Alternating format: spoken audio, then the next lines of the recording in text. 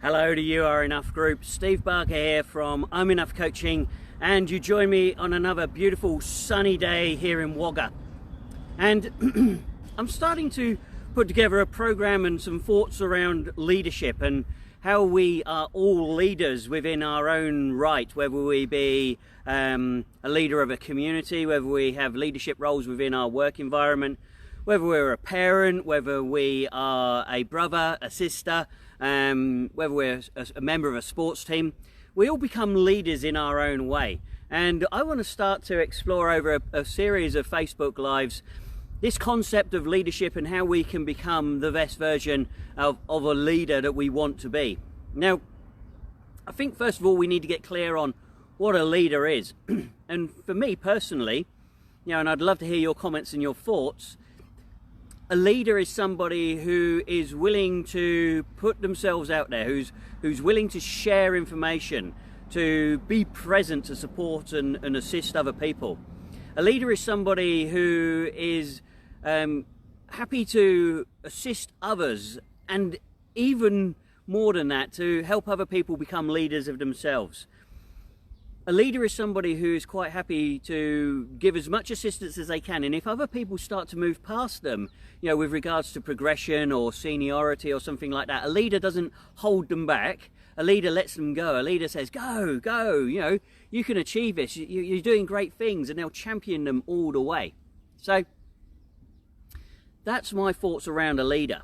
Now, another thing around leadership, and I wholeheartedly believe in this, is the ability to be able to build trust. And trust is something that must be present if we're going to be able to lead ourselves. So we need to be able to trust ourselves wholeheartedly. We need to be able to instill trust from other people in us. And one of the areas around trust that I've been exploring is humility. So let's explore humility. What is humility? Well, the definition in the dictionary is to have a modest opinion of your own importance. Now, what do I mean by this? How does this play out in the real world? So when we start to have a high importance around ourselves, we start to see arrogance and rudeness and that whole just being a wanker, really. And nobody wants that, but there's plenty of people out there. I'm sure you can resonate with somebody. I certainly know a few people who behave in that way, and generally I just disassociate myself from them. But when we can have a modest level of humility, a modest interpretation of our own self-importance, that's when we can really start to grow trust. And what do I mean by this? Well, by being able to grow trust, we need to be able to recognize, that we don't know everything, that we are not the be-all and the end-all of life. And this thing that I'm going to talk about, most people, not most, but some people really struggle with it, and it's the ability to be able to put your hand up and say, yeah, I kind of fucked that up, I got it wrong. And they don't do it. They don't do it because of the three universal fears. And we've covered these many times, so I'm just going to touch on them again. You've got the fear of disconnection. So they're not willing to put their hand up and say, yeah, I kind of screwed that up, because their fear of being disconnected, to be disassociated with other people, to be removed from some sort of relationship group or structure. The second one is the fear of being judged. So they're not willing to put their hand up and say, hey, yeah, I kind of cocked that up, I got it wrong, because they're scared of being judged, they're scared of being humiliated or being seen as not enough, or to be seen as found as a fake or a fraud. So they're not willing to put their hand up and go, hey, do you know what, yeah, I kind of cocked that up.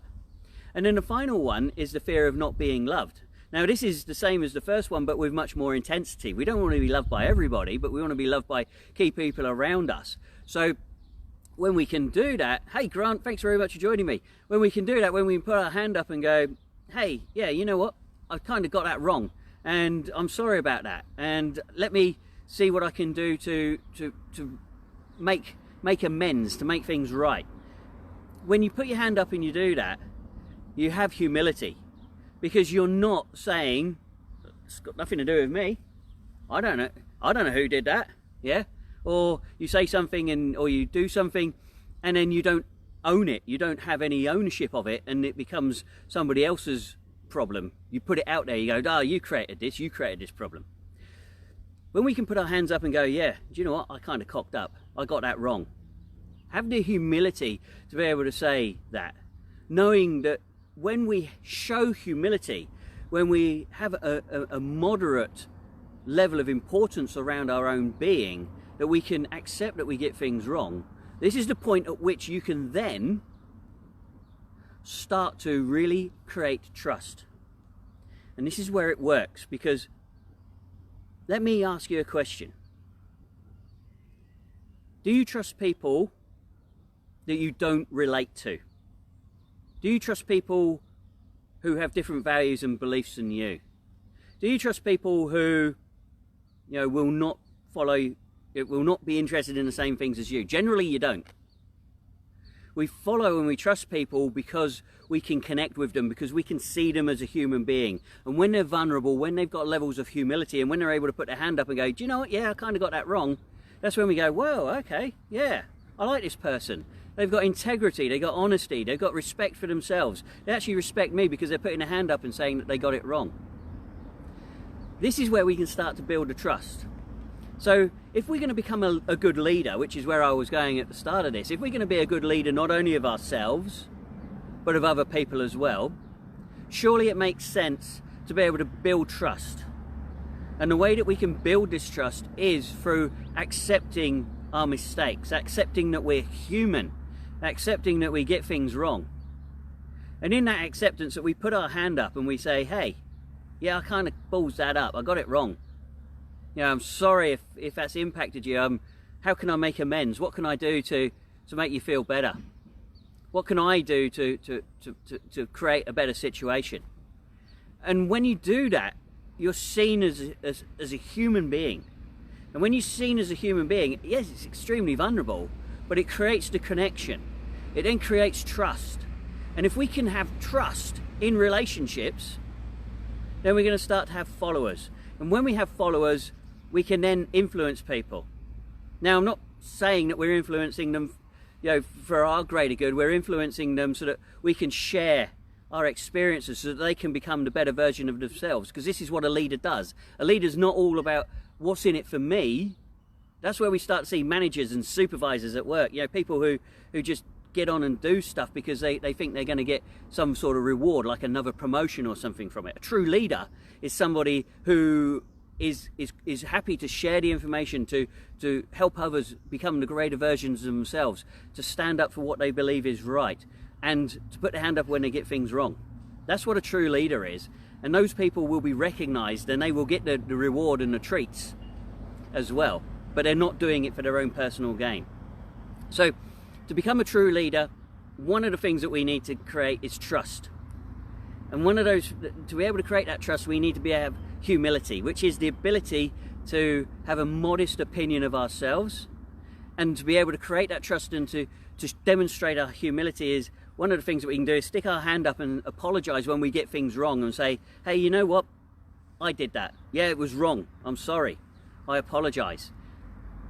If it's impacted you in some way, I am truly sorry. How can I help make amends? What can I do to create a better environment? And sometimes it's just a case of saying, shit, mate, look, I'm really sorry. Yeah, I screwed that up. There's not much else I can do, but I'll just make sure that doesn't happen again. This is how you're going to be able to grow trust, and this is important in all aspects of our life.